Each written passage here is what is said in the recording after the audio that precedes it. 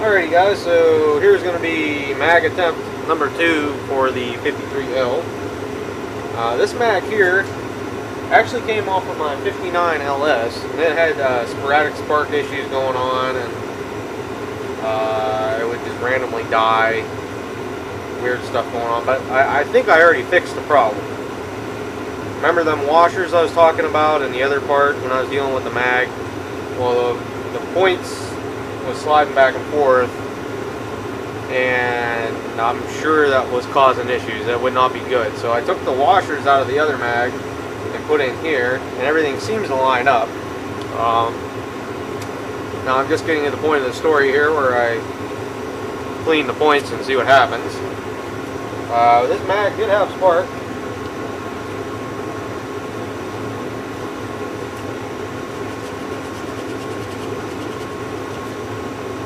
It was just kind of sporadic, as far as I remember.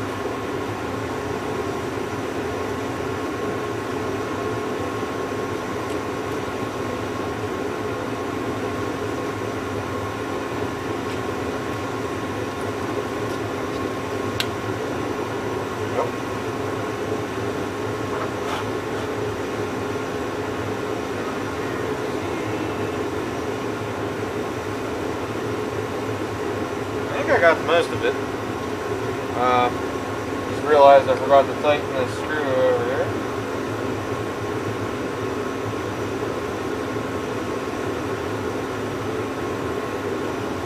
Look at that.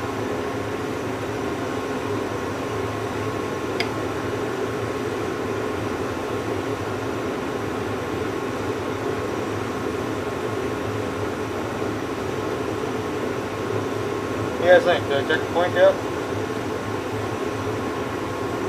Got the peeler's gauges laying here somewhere. Literally just had them 2 minutes ago. Oh, right here. Found them.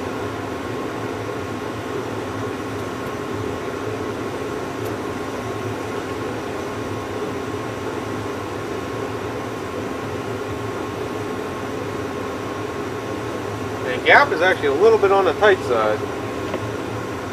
So that wouldn't have been helping matters.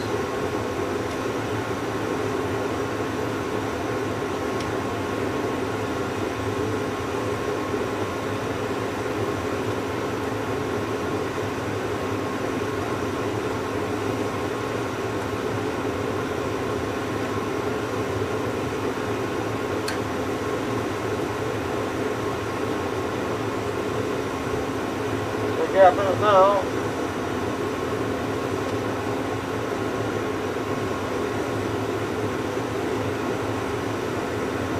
Two. Try it with just the impulse and see what we get.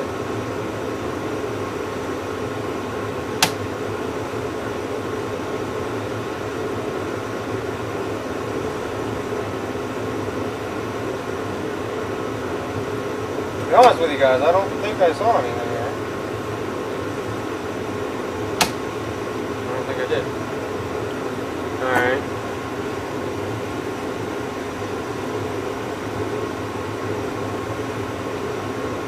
Oh yeah. Points are still dirty yet. Didn't get it all.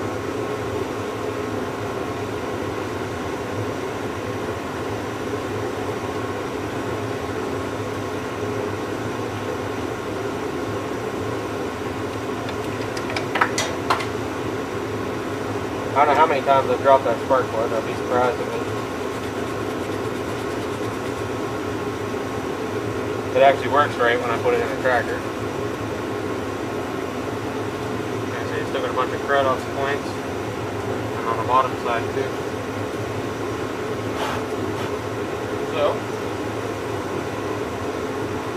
see, you still got a gap in the spark plug here. Round 2. Probably another one. I'll have to clean the points like 12 times to get it to work.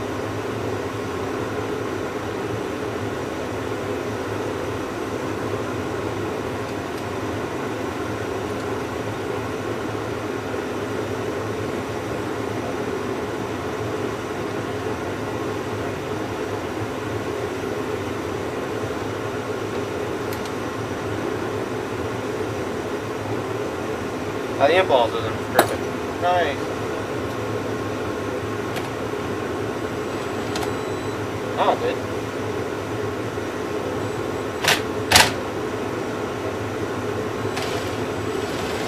Now we got spark.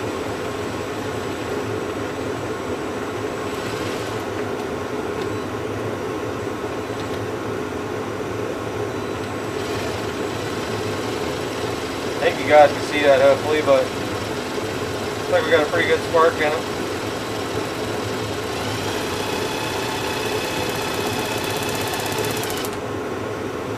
I don't know if you could hear it change there, but it started arcing between the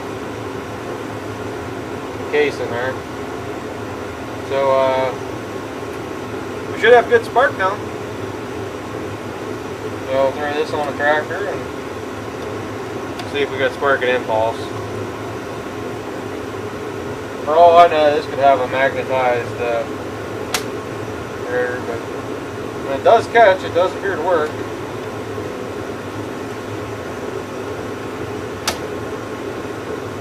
Spark plug acted a little weird there, but it worked.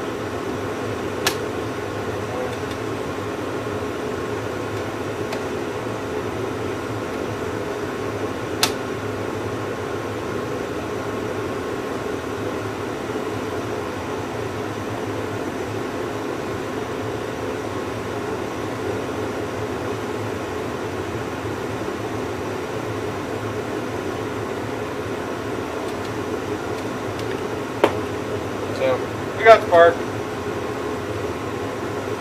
The impulse is a little cantankerous on this, but at least we'll have spark while we're turning it over. And I'm not going to be full starting this. I'm going to be using my electric part, so should be all right there. But I think that's probably going to be about it for me today. I'm going to go inside, eat lunch, and then I got some stuff to do in the afternoon. So, alright guys, thanks for watching. See everybody later. Okay guys, on the 53 out here, and this is a new one for me. I've never run into this before, but when you have another magneto on here, basically the mag is like it's sitting almost like a 1/4 inch low. I tried a second magneto because I thought, well, maybe I was missing something. You know, maybe it's possible. Trust me, things happen. But does it with both mags. So now I don't know what the heck I'm gonna do. I started trying to take the coil out of the other case, and of course more bolts broke off because why not? So that mag is definitely gonna be a no-go. So I'm gonna have to figure something out here. The trick is I just don't. I mean, I know what I need to do. I need to space the mag up, you know, obviously. The trick is I don't really see why, unless somebody machined this down really thin. It looks about the same as the other ones. I don't know. You know what? I think somebody did machine that down. Because that's probably only about a 1/4 inch thick. And if you come over here to like this 57, no, it's about the same. So what the heck is different? Huh. This is a new one, guys. I never run into this. Yeah, because the bottom's sticking down about as much as the top is up. Well, I'll be. Why can nothing be simple with this tractor, guys? Why? I don't know. So, because this tractor had 2 of these spacers under there. Heater's on again, but then it has this bracket underneath, which the bracket is not abnormal. The older mags use that.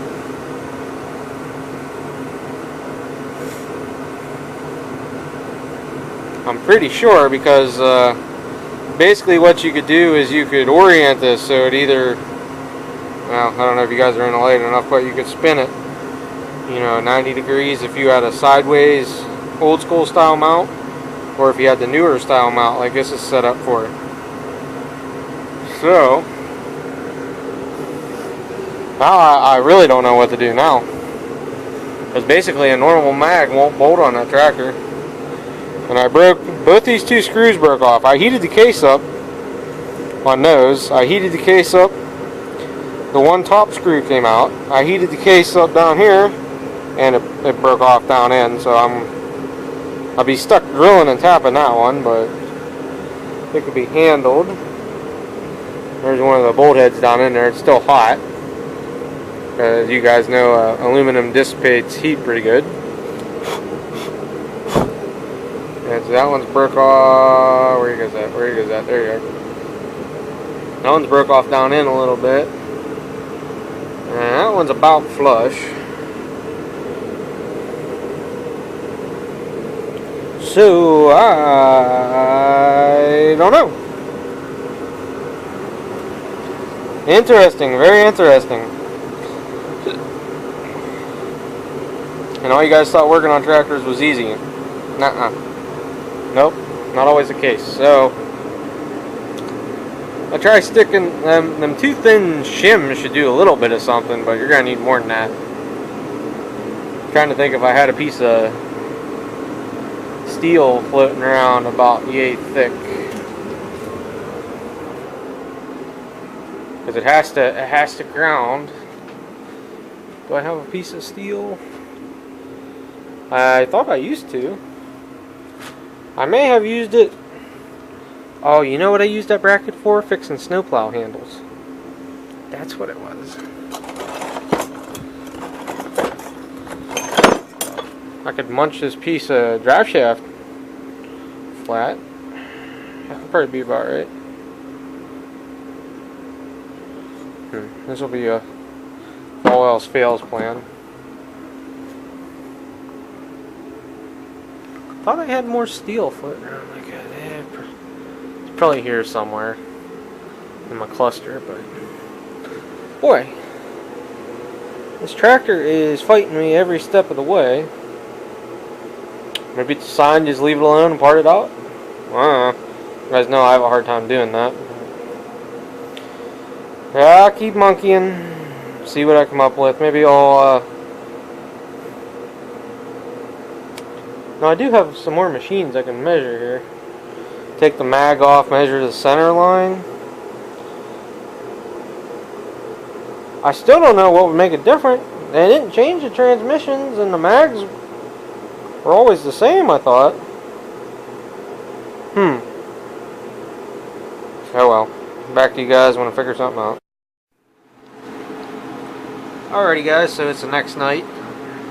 And what I ended up doing here for the mag spacing issue is I made up one more plate out of some, it's actually a galvanized, it's like the plates you use to like make trusses and stuff, like nailing plates I guess you'd call them. But anyhow, with that in place, if I can get, it's the only part of this I don't like, because the more and more pieces you have, the harder and harder it is to line it up. But with that in place, let me get the mag. Stay with me here guys, stay with me. Okay. Can I do it left-handed? There we go. But with that in place, and I think with the bolts tightened down, I think it'll be alright, because it's just a touch high, but when you tighten it down, it's going to crimp together a little bit. So, let me put the bolts in here, tighten this up, and then see how it is. Hopefully you guys can see, but that's really darn close compared to what it was. Then to turn it over, I'll have to go get my spark plug and alligator clip trick, just to keep it from screwing up that coil. So, okay, be right back with you guys. Alrighty guys, I got the mag all bolted down here.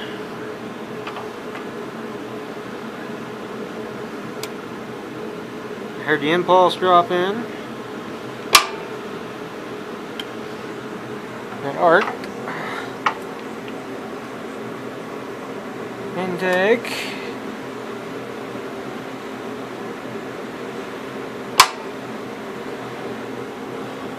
Just a touch right out top dead center, if not past. There's no gap in that spark plug, that's why it didn't arc there. Last time it fell off the bench. I know there's a little bit of an arc there. Just didn't have a good ground, I guess. Take you guys along for a ride on the exhaust valve. Going up. On down. Definitely don't want your finger on there. So they're coming right up. You guys can see the piston.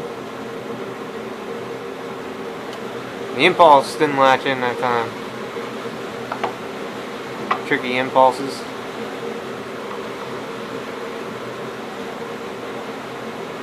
Nope, it didn't latch that time either.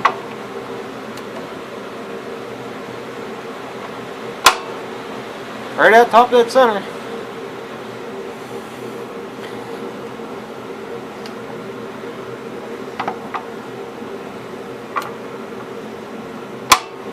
Yeah, buddy. So that'll work. That'll fly, McFly. Just going to, I'm going to start running the oil lines. I got one oil line off of the case. I believe I got another oil line there I can swipe. Maybe the other one up into the front. And we'll get this thing plumbed in.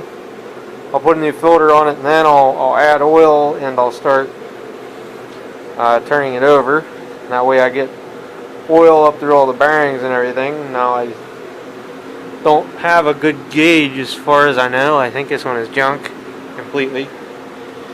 So yep, getting closer, guys. Getting closer. Got a fan pulley I can thread on there. Don't remember if I'm missing a spacer or not. Probably need a nut. So I don't have a whole lot of battery life. Boy, this battery's going dead quick. So I'll do a lot of work off camera and I'll get back to you guys. Alrighty guys, so for tonight I got the oil lines run. A T put in off another block. This was off another block. This was off the other trans, and this line was off the other trans. And I did actually spin it over, and it is pumping oil. I don't know with how much pressure, but it's pumping anyhow.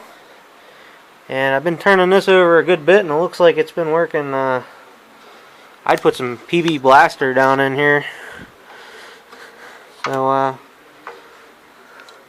looks like it's been working some rust off the rings, which is a plus. Obviously you'll be burning that out the first time we start it, which I may take a rag and wipe that out now that I see it. I'm going to check and look at the lift on the valves. I think they're alright. Let's see, it's going to come right up to firing now, see if it clicks. It's been firing pretty good since I turned it over now. Exhaust valve comes open. Looks like it seats. Intake valve comes open, looks alright. Fire's right there. That should be heard at TDC. Piston's in right. Yeah, it's just a blaster and stuff I was putting in it.